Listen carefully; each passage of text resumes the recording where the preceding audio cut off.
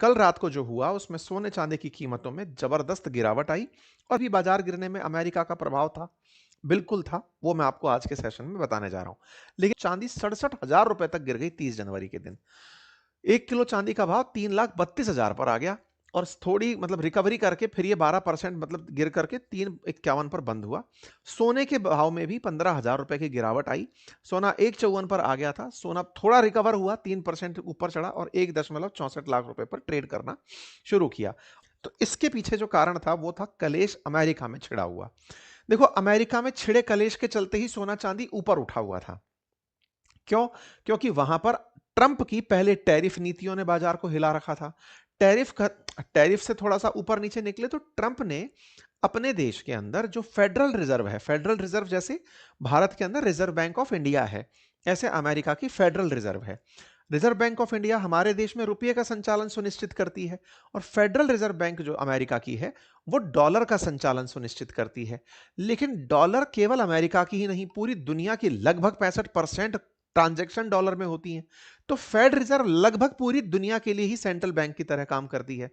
अगर उसकी नीतियों में कोई छेड़खानी होती है या उसके साथ कोई व्यवहार खराब होता है सरकार का, उसका असर सब तरफ देखने को मिलता है। जैसे हमारे देश में आरबीआई को सरकार से बिल्कुल स्वतंत्र माना जाता है। यह कहा जाता है कि आरबीआई की नीति पर सरकार कोई वो अपनी तरफ से इंटरफेरेंस नहीं करेगी, क्योंकि अर्थव्यवस्था को सुचारू रखना, ब्याज दरों को बनाए रखना, पैसे देश के अंदर मनी का फ्लो बनाए रखना, फॉरेक्स रिजर्व को मेंटेन करना, जिस तरह से आरबीआई का हमारे देश में काम है, ऐसे ही अमेरिका के अंदर भी तो यही सब काम होगा। तो अमेरिका में भी ब्याज दरों को मेंटेन करना, महंगाई को कंट्रोल करना, डॉलर की उपलब्धता सुनिश्चित करना, ये वहां की बैंक का काम है।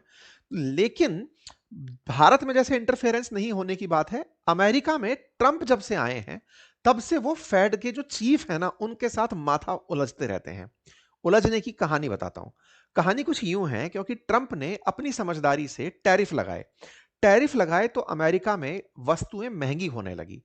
अमेरिका में इस साल के अंत के अंदर इनके मध्यावधि चुनाव है, सीनेट के इलेक्शन है।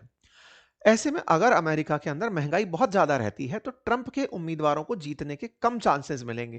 अच्छा, जीतने के चांसेस कम होंगे तो एक बड़ी चुनौती बनेगी, और वो चुनौती किस बात की होगी कि जब जीत ही नहीं पाओगे, लॉजिकल है, तो फिर ट्रंप को अपनी नीतियां लागू कराने में दिक्कत आएंगी, महाभियोग लग सकता है। तो ट्रंप की चाहत यह थी कि लोगों के पास कम से कम पैसा तो आसानी से पहुंच जाए, लोग लोन तो आसानी से ले पाएं, कम ब्याज दरों पर पैसा मिले। टैरिफ से अगर वस्तुएं महंगी हो गई तो अगर पैसा आसानी से उन्हें बैंक से मिल रहा होगा तो उन्हें अखरेगा नहीं। बैंक ने अपनी तरफ से, अब देखिए, जैसे हमारे देश में रेपो रेट होती है कि इतने पे आरबीआई ने छोटी बैंकों को यानी एसबीआई जैसी बैंकों को पैसा दिया, फिर एसबीआई उसी आधार पर कस्टमर को लोन देती है। ऐसे ही फेड रिजर्व अपने जो कमर्शियल बैंक्स हैं उनको इंटरेस्ट देती है, और फिर इंटरेस्ट पे ब्याज पैसा देती है, और फिर वो जो कमर्शियल बैंक्स हैं वो कस्टमर को देती हैं।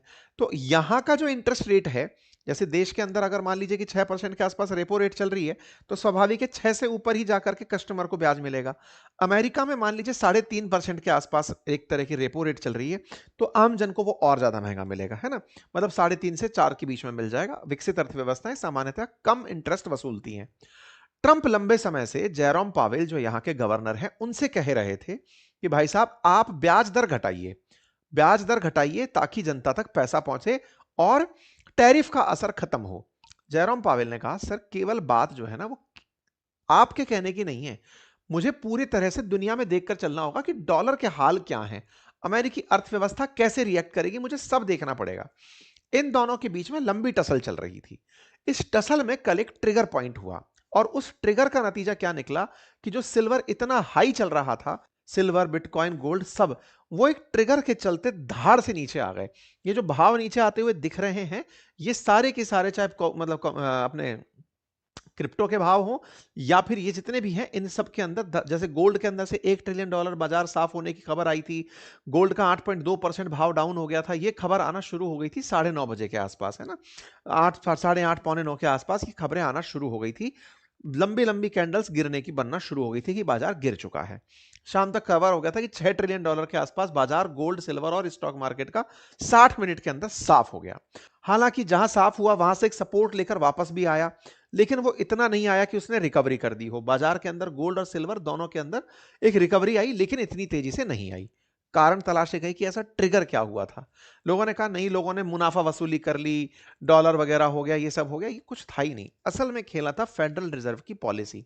क्या हुआ था? लेकिन उससे पहले एक सबसे जरूरी बात, और वो ये कि एक छोटा सा कार्य जो हम अक्सर आपसे रिक्वेस्ट करते हैं, वो है चैनल को सब्सक्राइब करने का। मेरे प्यारे साथियों, जहां आप मुझे सुन रहे हैं उसके नीचे एक सब्सक्राइब का बटन दिया हुआ है, जिसे दबाने में कोई खर्च नहीं आता। आपका समय लगता है 2 सेकंड का, लेकिन आपकी ये 2 सेकंड की कीमत हमारे लिए हौसला बनती है। अगर आप इस छोटे से काम को करते हुए आगे बढ़ें, तो ये हमारे लिए बहुत ही सकारात्मक रहेगा, हमारे हौसले को बढ़ाएगा, हम आप तक और अच्छा काम लेकर पहुंचेंगे, ये और सुनिश्चित करेगा। रीजन असल में हुआ ये था कि अमेरिका के अंदर इन दिनों इन दो लोगों के बीच की जो टसल है, ये पब्लिक हो गई। पब्लिक कैसे हुई? लंबे समय से ये जेरोम पावेल है, वहां की फेड रिजर्व के चेयरमैन। इनसे कहा जा रहा था कि आप इंटरेस्ट घटाओ, नहीं तो मैं आपको हटा दूंगा। ये आदमी इनको धमकी दिए हुए थे। ये व्यक्ति ट्रंप के पिछले कार्यकाल में भी अमेरिकी बैंक के गवर्नर थे और इन्होंने ही नियुक्त किए थे। लेकिन ये व्यक्ति इनसे कभी प्रभावित नहीं हुआ। बोले नहीं, मेरा काम जो है वो मैं तो करूंगा ही। मेरा काम है कि फेडरल रिजर्व को ढंग से मेंटेन करूं। मेरा काम है कि मैं डॉलर को गिरने ना दूं। मेरी जिम्मेदारी मैं निभाऊंगा। इन्होंने कहा कि तुम ज्यादा समझदार हो क्या? मैंने तुम्हें अपॉइंट किया, चलो तुमको इंटरेस्ट घटाना है। भाई साहब ये नहीं माने। इनने कल क्या किया? जो इनकी मतलब क्वार्टरली, वीकली, जो भी इनके यहाँ पे तरीके होते होंगे जिसमें ये बताते हैं कि ब्याज दर कितनी रहेगी, इन्होंने ब्याज दरों को परिवर्तित नहीं किया। ब्याज दर परिवर्तित नहीं की, वो खबर एक बड़ी खबर बनी। यहां पर देखें आप, यहां पर जो ब्याज दर था वो 3.75 पहले था, 3.75 ही इन्होंने रख दिया। ये जब ब्याज दरों में कटौती नहीं की ना, ये खबर जैसे ही शाम को निकल कर आई, इसके बाद में ट्रंप भाई साहब भड़क गए। डोनाल्ड ट्रंप ने कहा कि तुम्हारा काम समाप्त। अब जयराम पावेल, तुम्हारा समय खत्म, तुम्हें हटना पड़ेगा। अब मैं तुम्हारी जगह किसी नए गवर्नर को लेकर आऊंगा।